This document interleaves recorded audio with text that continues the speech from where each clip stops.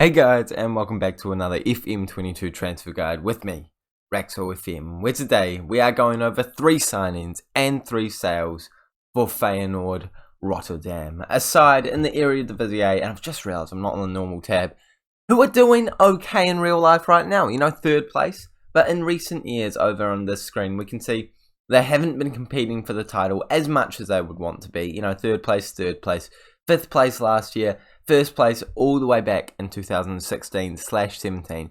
So today we're going to see if we can take them to the top with a couple of intelligent signings and a couple of intelligent sales to hopefully do exactly that. If you're excited about that, please make sure you do smash the like button, as well as subscribing to the Raxel FM YouTube channel so you don't miss the daily-ish Football Manager content coming your way with this transfer guide thingamajiggy going on every now and then. And Let's Play series going on all throughout the FM year.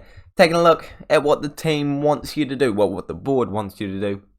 They don't expect much. They just want you to use players from the youth system, which, can I say, is incredible. Just a quick glance right now, you'll see that there is so many players with an insane amount of potential.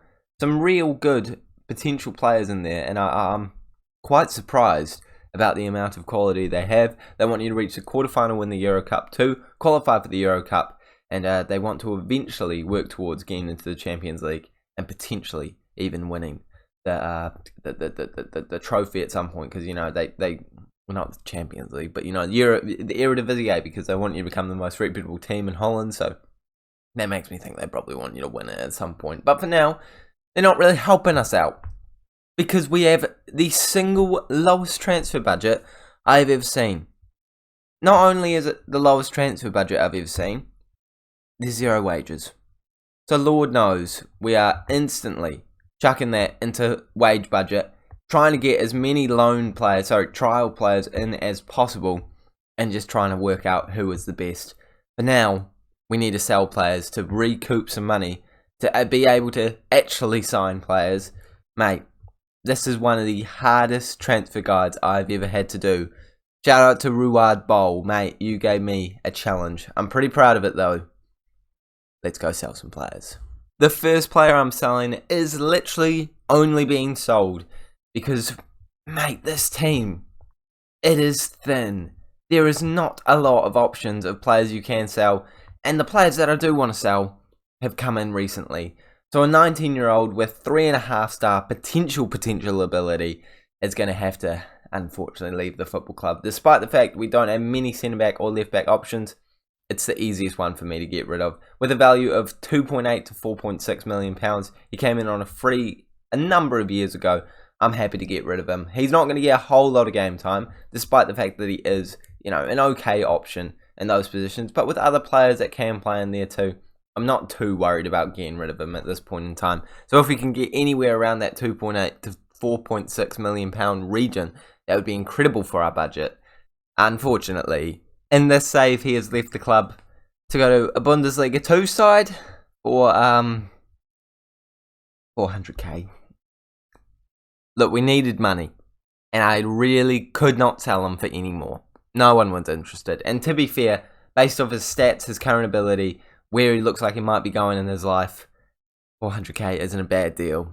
But when he's worth up to 5 mil, I did want a wee bit more. Let's hope we get some more money with some other transfers. The next player that we're selling is, again, because we have like no players, it's a loan. And we're getting rid of Leonard Hodges. But I don't know how to say the name, but he's an 18-year-old, got 5-star potential. He needs to be playing games. He's homegrown at club already, so we don't even need to worry about that. Get him out, get him some game time. Hopefully we can get rid of his wages. No, we can't. But at least he's going to be a regular starter for the team down in the 2nd division of the Netherlands League tier system. And he's already scored 2 goals. So, hey, it's looking positive for us. Currently, you know, budget's not looking good though, because, you know, 600 per week isn't even going back into the budget. So it's just that 400k. We better make a big sale. This is that big sale. Do I feel good about it? Absolutely not. He is our best striker if we go to our tactics. And I still don't really feel good about it, even after addressing that and knowing that I can get between 4.4 to 5.4 million pounds for him. He's just sort of the only option to sell. If we go through the rest of the team, there is reasons why we can't sell them, even because they have great potential. They're a young player. They look actually like they could do a decent job for our team. They've recently joined the club. Something for all of these players is stopping them from being sold, apart from this man.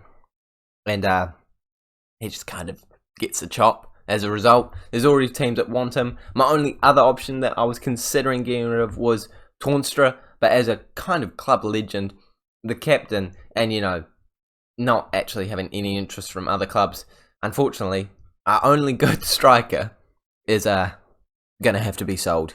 I'll give you a couple of guesses to what position we're going to be bringing in, but let's see how much we get from him. In this save, he's gone to the Premier League, where he scored no goals, so clearly I made a good decision in selling him. He sucks.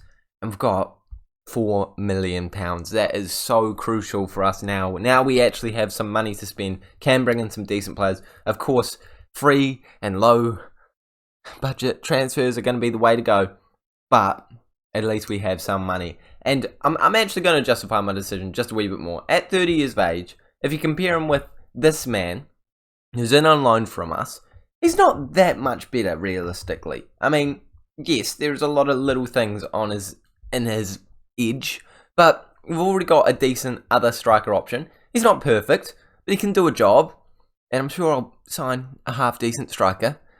First of all, we need to highlight positions that we need to improve upon.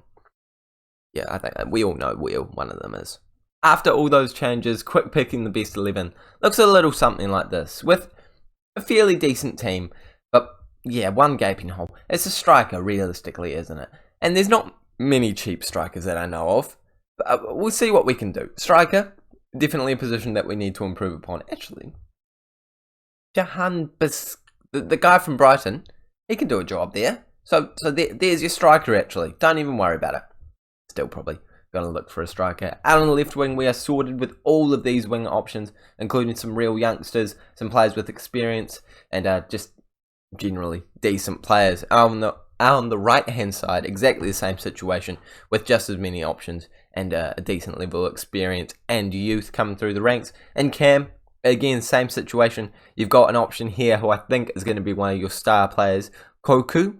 I don't think I'm saying that at all correctly, but we're going with it. He comes into the club as one of our best cams. Till on loan as well, looking very good. And plenty of other options in there, so I don't think you need to worry about that. Central midfield.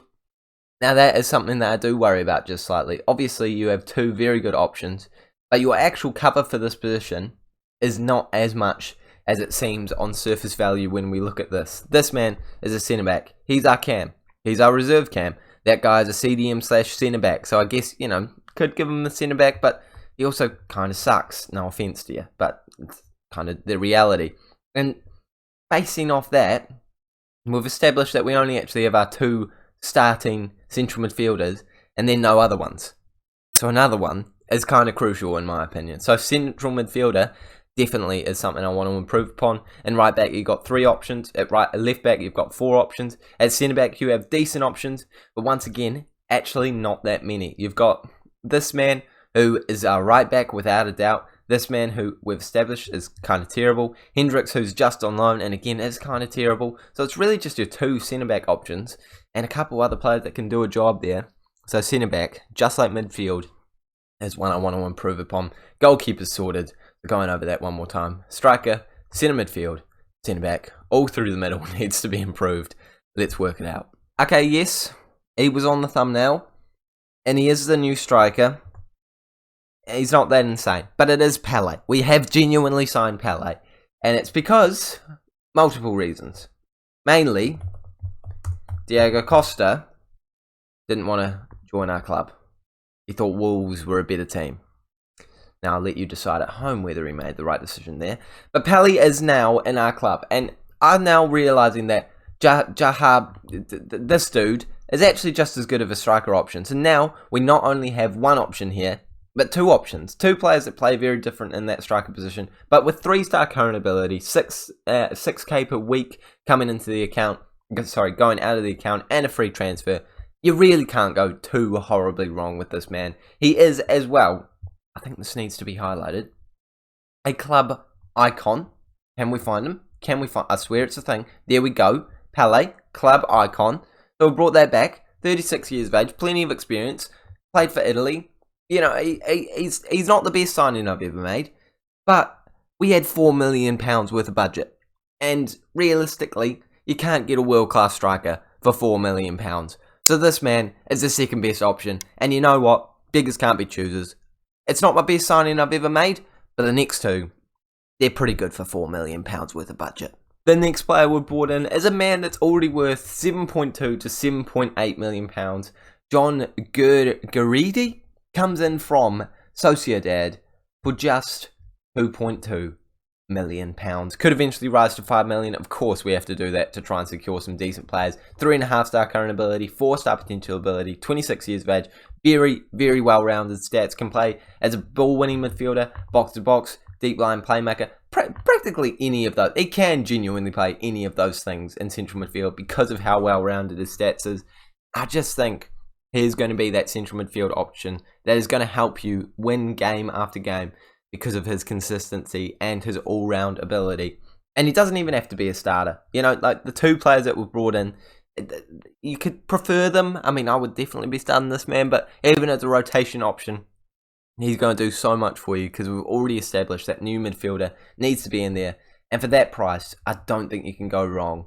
What a signing. For just £2.2 million, this man is going to be a really good player for you all season long.